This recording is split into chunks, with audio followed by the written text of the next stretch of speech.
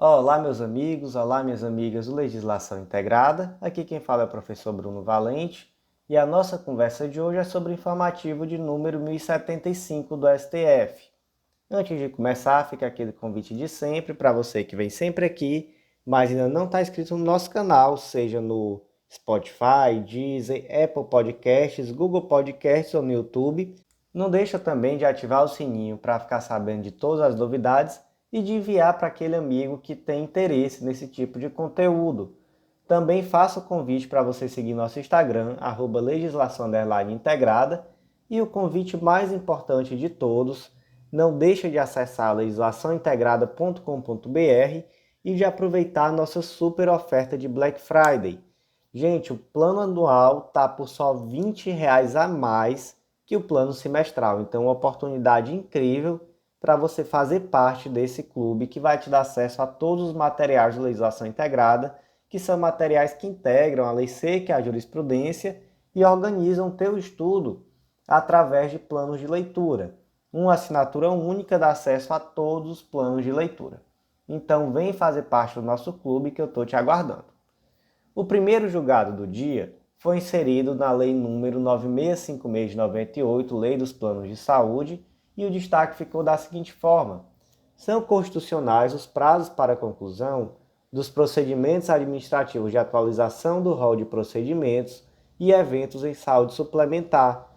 Esses prazos estão lá no artigo 10º, parágrafo 7º e 8º da Lei 9656 de 98.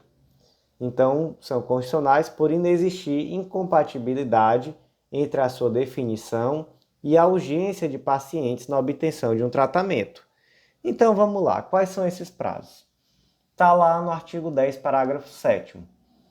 A atualização do rol de procedimentos e eventos em saúde suplementar pela ANS será realizada por meio da instauração de processo administrativo a ser concluído no prazo de 180 dias, contado da data em que foi protocolado o pedido, prorrogável por 90 dias corridos, quando as circunstâncias o exigirem.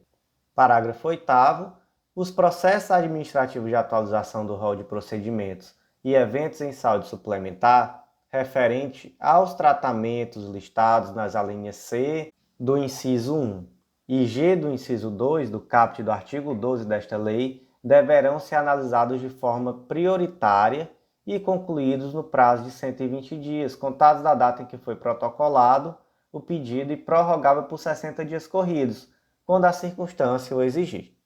Então, aqui é um caso especial onde os prazos são reduzidos por se referirem a tratamentos antineoplásicos, ou seja, tratamentos referentes a câncer. Então, nesse caso, o prazo é reduzido. E aí a constitucionalidade desses prazos, porque aqui lembrando, que trata do plano referência. É o rol de procedimentos e eventos daquele plano que é tomado de referência para os planos de saúde que são comercializados. Então, esse rol vai trazer realmente as coberturas, os eventos que são cobertos e etc. É um plano referência padrão, que é o mínimo que os planos de saúde deverão ofertar. E a ADI 7088 foi proposta em face desses dispositivos por entender que eles trazem prazos excessivos e que dessa forma há um prejuízo no tratamento. Então, se de acordo com aqueles que propuseram a ADI, não foi só a 7088, foi também a 7183 do DF. De acordo com os autores, era necessário que o prazo fosse menor, que fosse algo mais dinâmico, para que, se fosse possível, assim, atender às demandas daqueles indivíduos que precisavam dessa atualização do rol de forma mais rápida. Mas o STF entendeu que não, que na verdade esses prazos, eles são prazos coerentes, já que a incorporação de um novo tratamento demanda pesquisa, demanda estudo de evidências, oitiva de interessados, então assim, realmente é algo que não tem como ser rápido. Até porque é necessário uma pesquisa, é necessário reuniões técnicas, é necessário ouvir cientistas, então realmente os prazos foram entendidos como coerentes. Próximo destaque do dia, também inserido na Lei dos Planos de Saúde, e na verdade são também, tanto esse destaque como o próximo, retirados das mesmas ADIs. O próximo destaque é assim: o formato adotado para a composição da Comissão de Atualização do Rol de Procedimentos e Eventos em Saúde Suplementar não fere a Constituição Federal ante a ausência de alegada exclusão de participantes usuários de planos de saúde ou discriminação de qualquer natureza. Aqui está tratando especificamente do artigo 10D, parágrafo 1º, 2º e 4º, porque lá, principalmente no parágrafo 2º, tem dizendo como vai ser composta essa comissão de atualização do rol de eventos.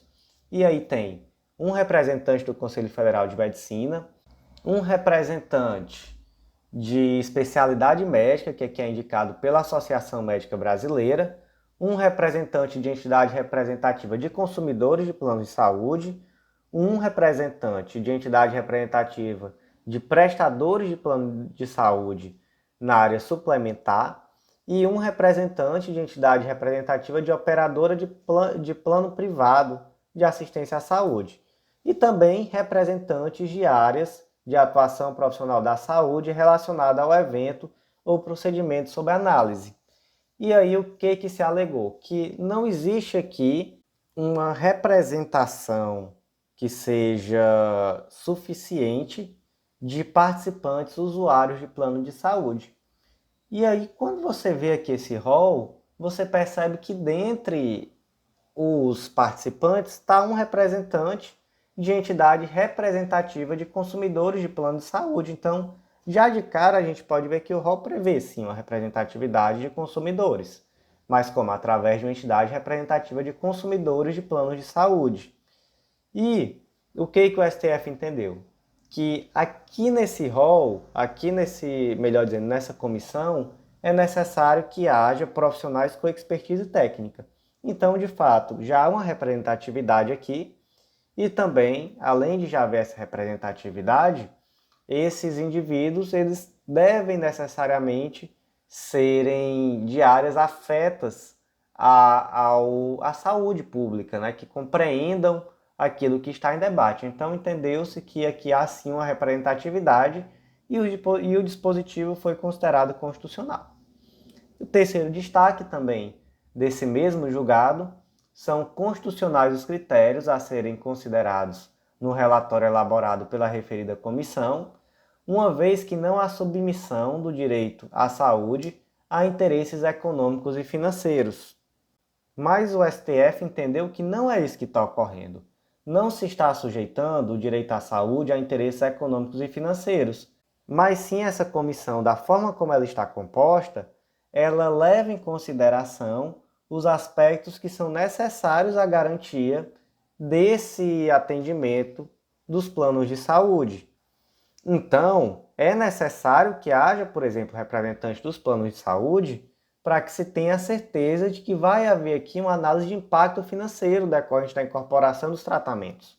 Até porque sem essa sustentabilidade econômico-financeira, os planos de saúde não permanecem. Então, você acaba trazendo um problema muito maior.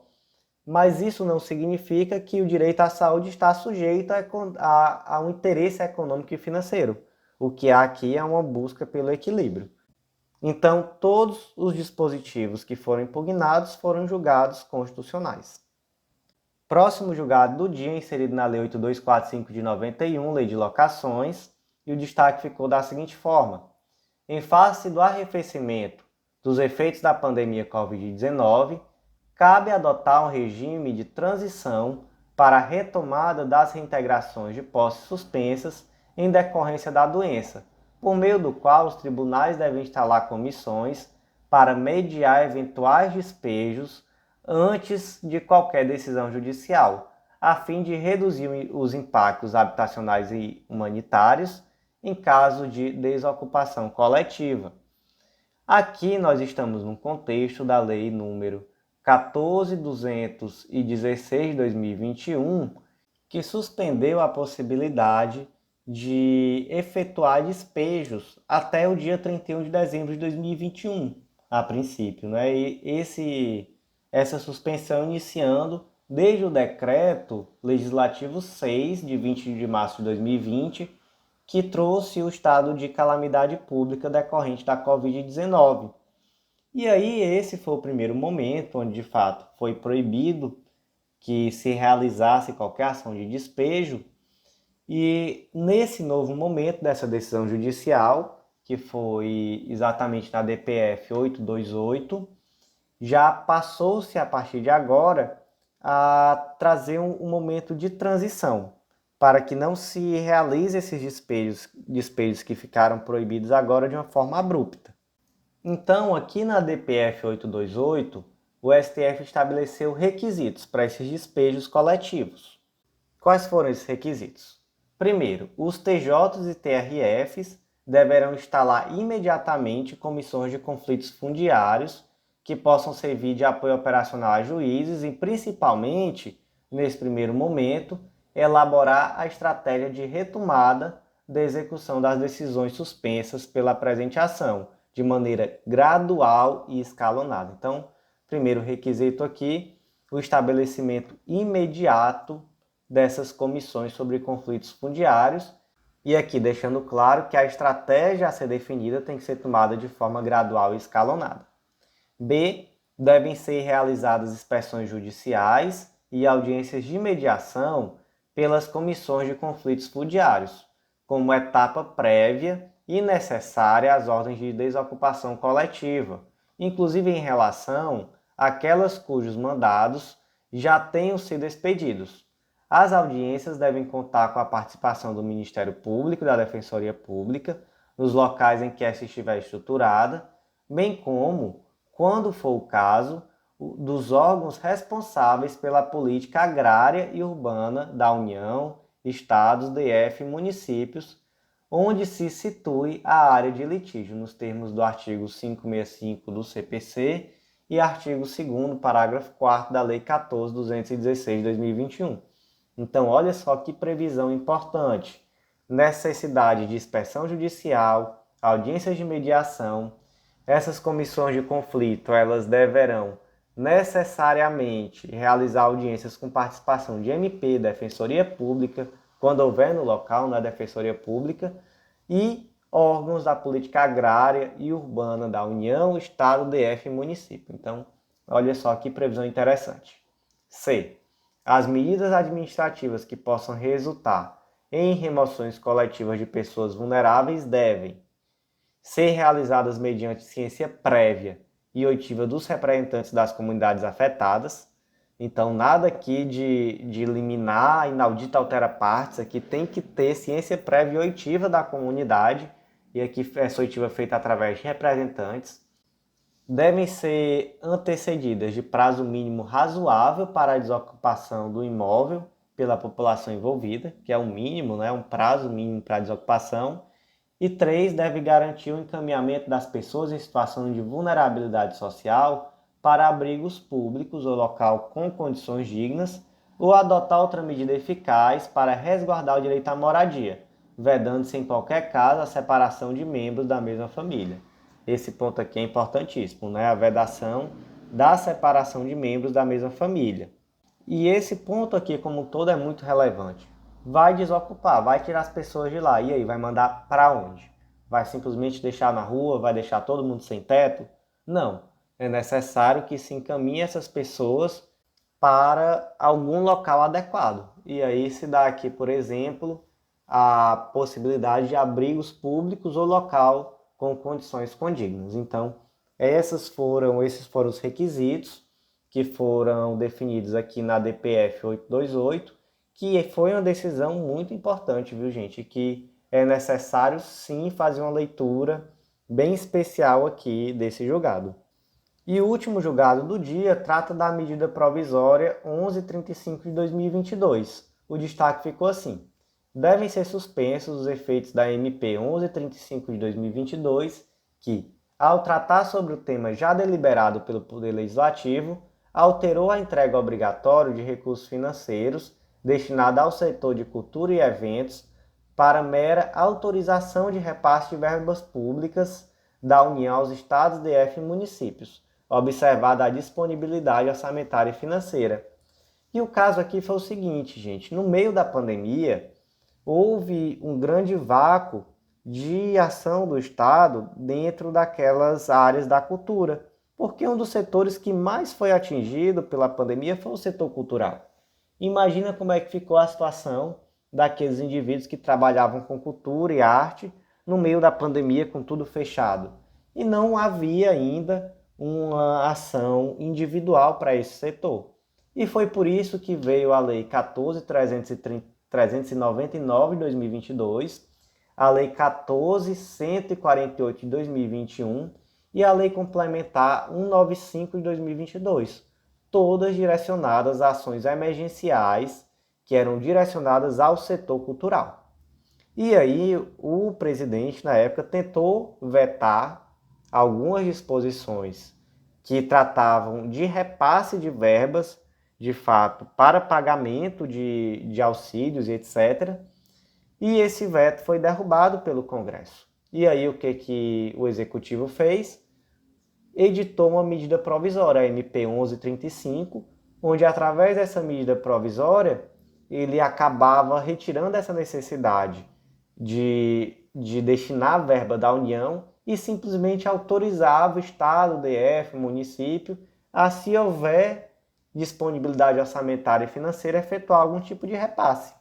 E aí o STF foi lá e suspendeu a eficácia dessa medida provisória, na medida em que ela veio, na verdade, para esvaziar uma lei ou leis que já tinham sido aprovadas pelo Congresso e que tinham sido vetadas e o veto derrubado. Então, aqui, sem a existência de requisito de urgência e relevância, simplesmente se editou uma medida provisória com o objetivo de desfazer leis que eram recém-aprovadas. Então, em um primeiro momento, se deferiu uma medida cautelar e agora o plenário, por maioria, referendou essa decisão que suspendeu os efeitos da MP 1135 de 2022. Então, meus amigos, por hoje foi isso. Um informativo curtinho hoje, tranquilinho.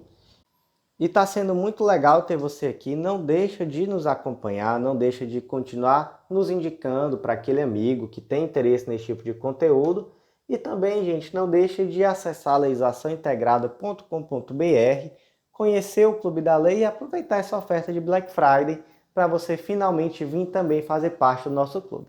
Então, por hoje foi isso e eu te aguardo no nosso próximo podcast. Até lá!